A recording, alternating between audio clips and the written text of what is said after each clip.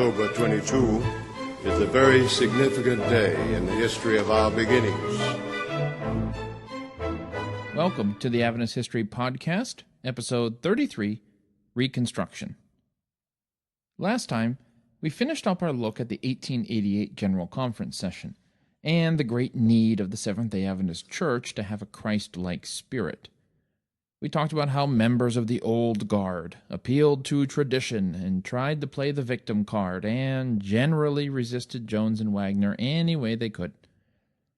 Of course, we saw how Ellen White reacted to all of that.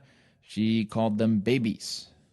And finally, we ended with Butler resigning the presidency of the church, with Ole Olson stepping in, except he was an ocean away, so Willie White held the reins for him for a few months until he could arrive.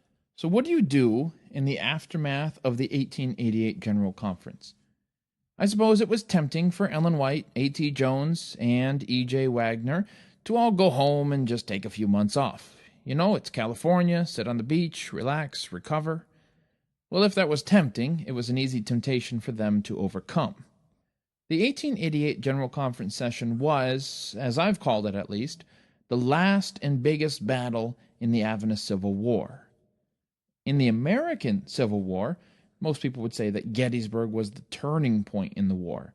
Yet neither Gettysburg nor the 1888 General Conference could be considered decisive victories on their own. A defensive victory is seldom decisive.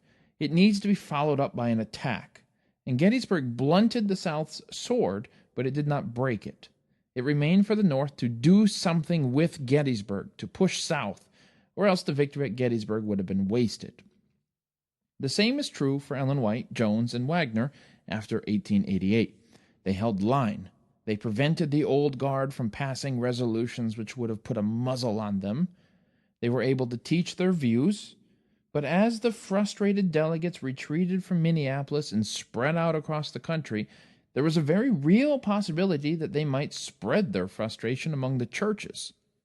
Ellen White had won a very slim defensive victory, but if she didn't act soon, if she didn't attack, it would all be for nothing.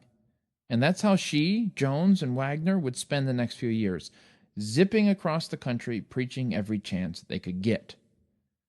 There were still pockets of resistance, but it was time for Reconstruction, of rebuilding the bonds of the church. Now, the first and greatest challenge was Battle Creek, the church's capital and the stronghold for the old guard. Ellen White was asked to preach there shortly after the General Conference session ended, an invitation she believed they soon regretted. Sabbath morning, two elders of the church approached Ellen White and casually asked her what she was preaching about. Well, it must not have been too casual, because Ellen White read between the lines. Those two elders were wondering if Ellen White was going to be preaching about righteousness by faith. Was Ellen White going to come into Uriah Smith's house and start preaching the ideas he fought so hard against in Minneapolis? Well, it turns out that yes, she was. Now, she wasn't doing it out of spite or in order to be cheeky. She was doing it because she firmly believed the church had lost sight of Jesus, and they needed to be brought back around to the cross. So when those two young elders in Battle Creek asked her what she was going to be speaking on, she brought the heat. Quote, "Brethren, you leave that matter with the Lord and Sister White, for neither the Lord nor Sister White will need to be dictated to by the brethren as to what subject she will bring before them. I am at home in Battle Creek. On the ground we have broken through the strength of God, and we ask not permission to take the desk in the tabernacle. I take it as my rightful position accorded me of God." End quote. Whew! Then Ellen White shocked the elders by asking them if A.T. Jones could speak. She recognized that Jones, no matter how right he was, wasn't in her position. He couldn't demand the pulpit of the church as his right. Ellen White was the church's prophet and one of its three founders. She built Battle Creek with her own sweat and prayers. She could speak in Battle Creek on whatever she wanted, and if the leaders didn't like it, then they would just have to deal with it. But Jones was another matter. It kind of reminds you of that story in Acts chapter 19 where some Jews were casting out demons in the name of Jesus and Paul, and the demon replies, "Jesus I know, Paul I know, but who are you?" Well, I'm not saying anyone in this situation are demons, just that It was easier to say no to Jones and Waggoner than it was to Ellen White, who had long since proved herself. The elders said that they had to go ask Uriah Smith permission for Jones to speak. "Then do this at once," Ellen White told them, "for time is precious, and there is a message to come to this people, and the Lord requires you to open the way." So the elders scurried off to talk to Uriah Smith. Ellen White preached, and preached the next day, and preached the next day, and still no word had come back from Uriah Smith on whether Jones could preach. She would ask the elders here and there, but finally she had to corner them. The elders told her that, surprise, Smith wasn't going to let Jones speak in Battle Creek. Smith said that Jones had taken some, quote, strong views, end quote, on some issues, and his presence might just be a little divisive. Speaking of someone with strong views, if Ellen White were a dragon, smoke would be coming out of her nostrils at this point. She said she felt her spirit stir within her, which probably meant she was boiling over in righteous indignation. She bemoaned these Pharisees and said that she wouldn't rest until the grace of Christ was back in the church. One of the principles of the Protestant Reformation goes by the Latin phrase semper reformanda, and it means that the church should always be reforming. Implicit in this is a recognition of the phenomenon of spiritual entropy, that given enough time, the church tends to drift towards corruption or complacency. Ellen White recognized it in the Adventist Church. She said that the church of the late 1880s was no better than the churches the first Adventists had abandoned. Adventists had failed to reform themselves, and Ellen White hoped she wouldn't have to call people to leave the Adventist Church and start over. That's how serious this was. Ellen left Battle Creek to speak to the Michigan pastors in Potterville, a small town on the road to Lansing. In Potterville, she introduced an interesting principle when she told the pastors there to be aware of the reasons why they often unite together. You see, it's tempting when you see a friend rebuked to unite with him in sympathy or to strike out and defend him. You don't really think about whether he's right or wrong, only that he's your friend and you should have his back. Or if a prominent leader takes a stand, the tendency is to stand with him out of loyalty. But your loyalty, Ellen White told them, should be to God. Don't instinctively look to your church leaders to know if something is right or not. Don't stick up for your friends without thinking about whether they're right or wrong. What matters is what God thinks. It's only when the cord of affection first connects you to God that you can then be connected to others in a spiritually healthy way. Doubtless, Ellen White said all this because what she witnessed during the 1888 meetings was a handful of people like Butler who truly studied out their position. But the rest were just followers. They banded together and repeated what their leaders said. Like Smith, many of them had barely bothered to understand the opposition. In the words of Butler, surely such a man as Elder Uriah Smith couldn't be wrong.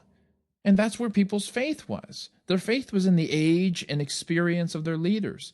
Their faith was in the old age of their doctrine. Now, leaving Michigan, Ellen White headed for Des Moines, Iowa, because Iowa hates being left out of a rebellion against Ellen White. They have a reputation to uphold. It's where Butler grew up. It's where J.N. Andrews and John Loughborough fled in their early years. It's where the Marion Party set up shop to oppose Ellen White. It's where Snook and Brinkerhoff rebelled. Anyway, you get the idea. Iowa wasn't all bad. It was just another center for conservative resistance against Ellen White, Jones, and Waggoner. And when you get a glimpse at Ellen White's calendar, you can see how hard she was working. It seems she even forgot her 61st birthday and was bewildered as to why people were coming into her room to see her. After the General Conference had ended on November 8th, this is what her schedule looked like for the year. She preached in Battle Creek for a few days. Then she spent those 5 days in Potterville, a week in Des Moines, back to Battle Creek for a week of prayer, which kind of ended up being a month of prayer, then out to Massachusetts, where she spoke 11 times, then down to D.C., where she spoke 6 times.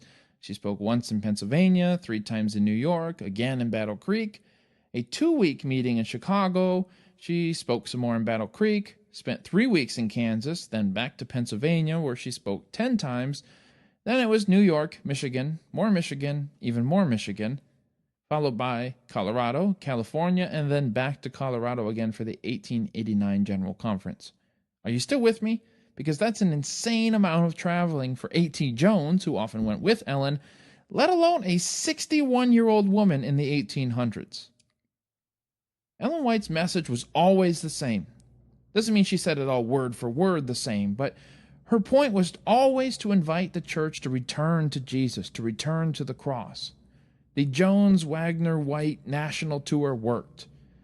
At Chicago, she and Jones faced the Illinois Conference president, R.M. Kilgore, the very same Kilgore who wanted to table any discussion of righteousness by faith in 1888 merely because George Butler couldn't be present.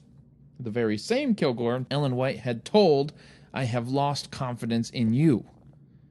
Well, for the first half of those Chicago meetings, Ellen White felt like she was just hitting a wall with the ministers who were there. But she finally broke through, and she wrote to Willie, quote, "Oh, how hard it was to educate the people to look away from themselves, to Jesus and to his righteousness. A continuous effort has had to be put forth." End quote. Now Kilgore came around too, the first general to defect from Butler and Smith's army.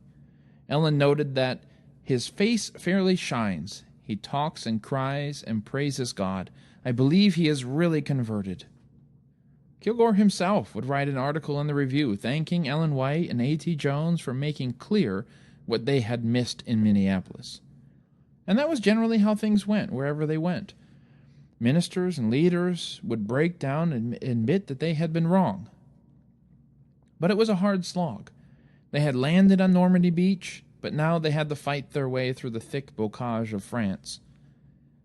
We've noted before how A.T. Jones had always wanted to teach at Battle Creek College. The General Conference had even recommended that he do so, but the board of the college just kind of smiled and said, "Sure, yeah, we'll get right on that." And then they did nothing.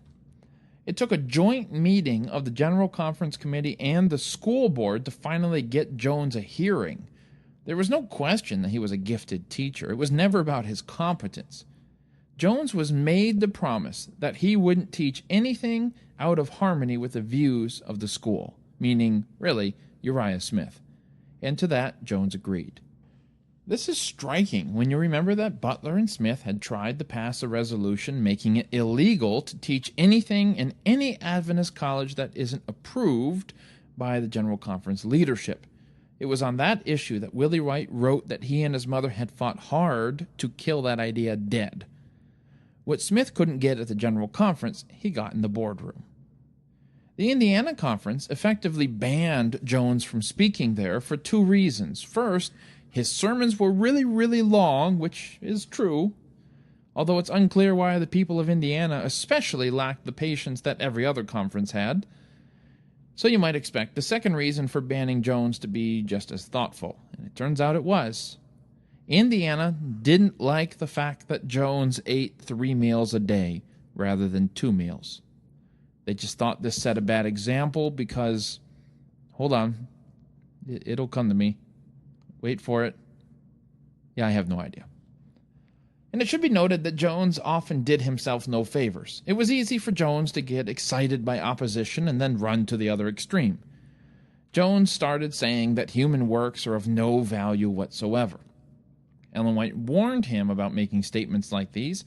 She would remind him that even if Butler and Smith were wrong on this issue, they were still elders in the church with a wealth of experience and knowledge. Don't dismiss them, don't insult them, don't antagonize them. She clarified for Jones what has become the Adventist position on this issue. In short, that our good works don't save anyone, but neither can we be saved without good works. In other words, you're saved by your faith alone, but if that faith is sincere, it should endeavor to do what Jesus commands us to do. In another case, Jones, echoing Isaiah, said that all our righteousness is as filthy rags, and the more we try to keep God's law, the filthier we are. Well, naturally, Uriah Smith fired back in the Review. He wrote that, quote, "Perfect obedience to the law will develop perfect righteousness, and that is the only way we can attain to righteousness," end quote. So if keeping the law is the only way to be righteous before God, then it cannot possibly mean that all of our works are filthy rags. Now, Ellen White shielded Jones on this one. Someone asked her what Uriah Smith meant by this article, and Ellen White just blurted out, quote, "He doesn't know what he's talking about." She privately warned Smith to leave Jones alone, too. Smith couldn't. He was convinced that Jones's argument ultimately led to the destruction of Adventism, and Smith had to save Adventism. Smith responded to Jones in another article, confessing that clearly we needed Jesus' help to keep the law. But that wasn't really persuasive, because then he allowed J.F. Ballinger to publish 2 articles which were entitled Justification by Works. And I'll let you guess what those articles were about. Butler, too, joined in. "There is," he wrote in the review, "a sentiment prevailing almost everywhere. Only believe in Christ and you are all right. Jesus does it all." Butler called this, quote, "one of the most dangerous heresies in the world," end quote. Wasn't the third angel's message of Revelation 14:12 the very message the Seventh-day Adventist Church was called to proclaim? A call to keep the commandments of God? But of course, Jones wasn't saying that Jesus does it all and we just sit back and relax. Flush with confidence coming out of 1888, Jones, however, would increasingly make bigger and more extravagant claims, like the claim that if we're in Christ, we will eventually stop sinning. Yeah, this stuff made it easy for people to refuse to allow Jones to preach. But Jones couldn't be denied entirely, because he had also become the church's expert on religious liberty issues. We noted before that the 1880s were filled with talk and action on Sunday laws, and that these laws meant the persecution of Adventists. So if half of the church didn't care to hear Jones talk about righteousness by faith, they did want to hear more about what those Sunday laws meant. So in December 1888, just a month after the General Conference session, Jones was sent to offer testimony before the United States Senate Committee on Education and Labor. That senatorial committee was headed by none other than Henry Blair. Now, back in episode 29, we hinted at the first national Sunday law being proposed in 1888. This law would make it so no one could work on Sunday, most places would be closed, and the hope was that people would go to church. This law was authored by Henry Blair, who was a senator from New Hampshire. So Jones was sent to offer Blair the reasons why Adventists objected to such a law. Before Jones got up to talk, the Seventh-day Baptists apparently asked for an exemption. You can pass a law, just give us an exemption so it doesn't apply to us. And when it was Jones's turn, he refused to ask that Adventists be exempted from the law. Adventists, Jones told the senator, refused to acknowledge that Congress even has a right to pass such a law. Blair's arguments were what you might imagine. This law would improve public morality. Going to church is good for people. They learn morals at church. So government has a duty to incentivize people going to church. Let's make it as easy as possible. While Blair recognized that the government cannot force people to go to church, they can close down bars, sports, parades, you name it, so that the only remotely fun thing to do is to go to church. Jones noted that some supporters of the bill had been saying some crazy things.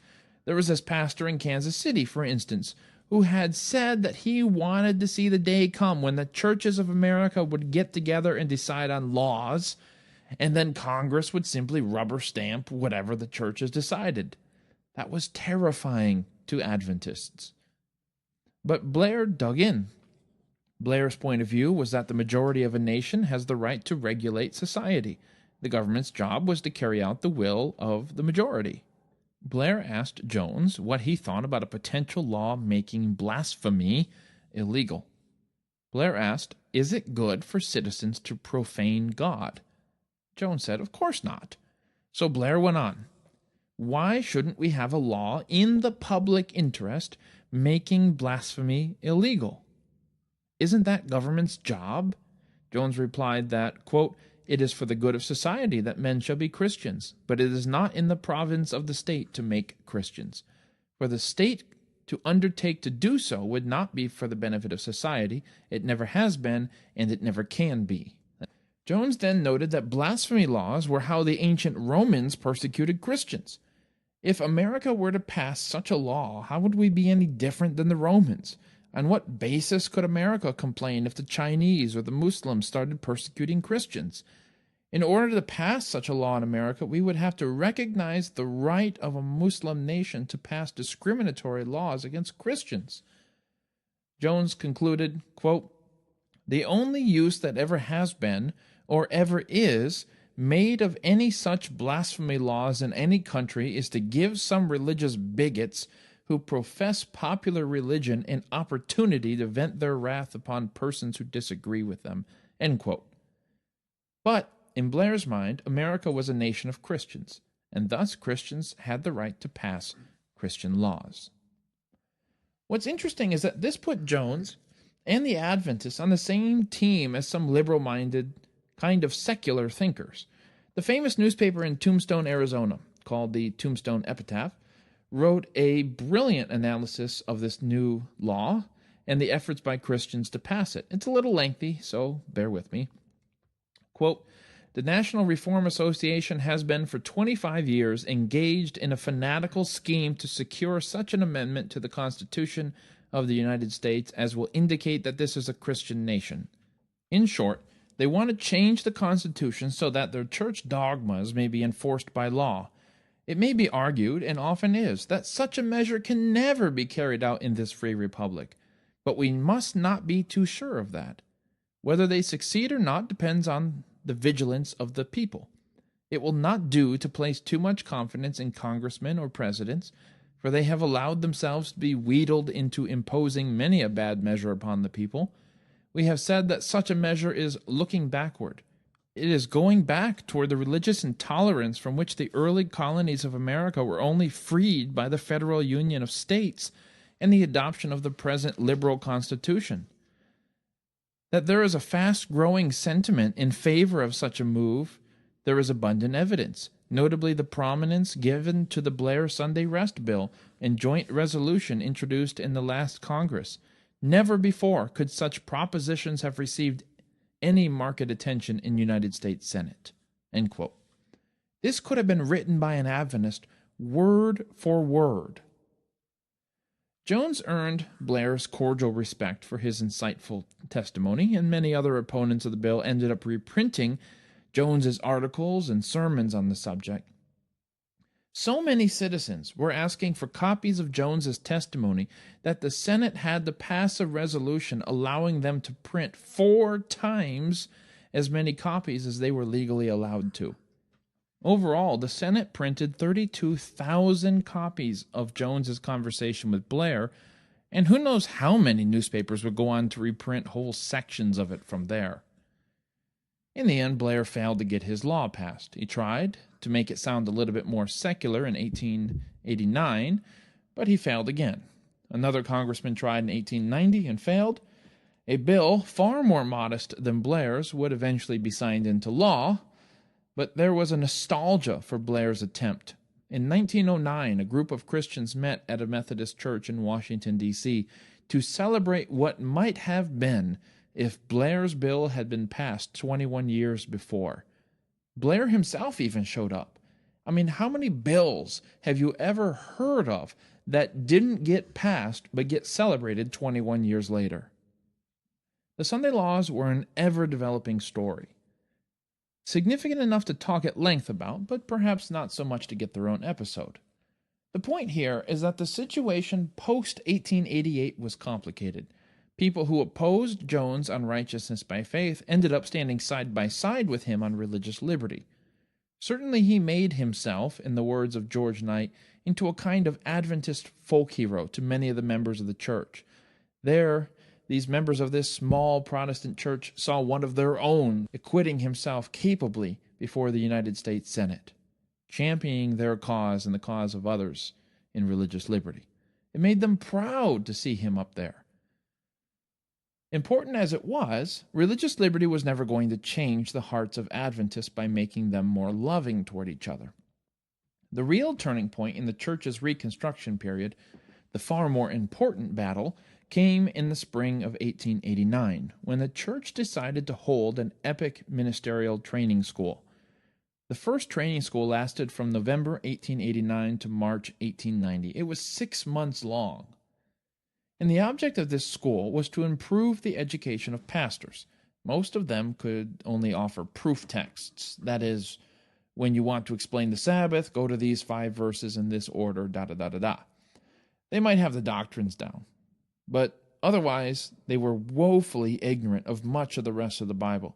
They couldn't talk about the Sabbath or any other doctrine much beyond the verses they knew, so 50 students, 50 pastors, gathered in Battle Creek. The newly minted General Conference President, Olson, wanted to preserve peace in the church by inviting both Smith and Jones to teach. Ellen White, however, used the occasion to explode the idea that there was any sort of conspiracy between her, Jones, and Waggoner leading up to the 1888 General Conference. It seemed for the first time that both sides began to understand each other. While they certainly didn't agree on the law in Galatians issue, Dan Jones, another general in Butler's army, realized that his side had behaved terribly at the General Conference session. As with Kilgore, the light dawned on Dan Jones. He wrote to Willie White, because everybody seems to write to Willie White, about his epiphany. Dan Jones noted that Ellen White told everyone that it isn't what we believe that she felt exercised about. It is not that we should all hold just the same view in reference to the covenants, in reference to the law in Galatians, or in reference to any other point of doctrine, but that we should have the Spirit of Christ and should be united. Dan Jones went on the next day.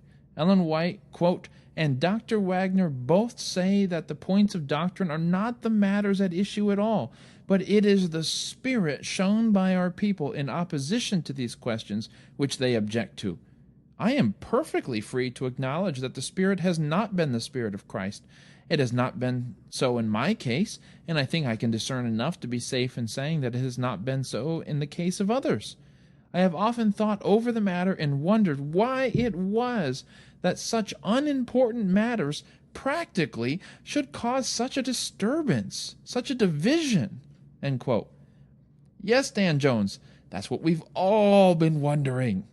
Dan Jones wasn't quite admitting that A.T. Jones or E.J. Waggoner were correct in their theology, but he saw more clearly Ellen White's goal through it all.